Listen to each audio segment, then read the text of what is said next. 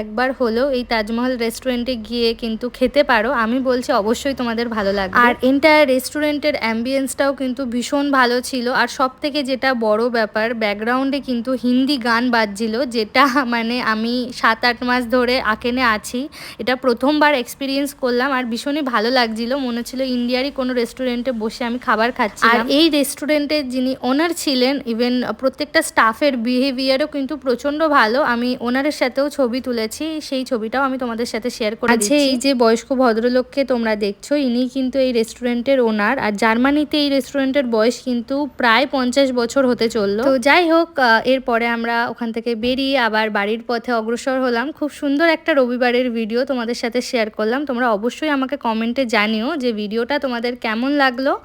আর আজকের ভিডিওটা এখানেই এন্ড করছি। দেখা হবে আবার পরের ভিডিওতে। সবাই খুব খুব খুব ভালো থেকো। Bye bye.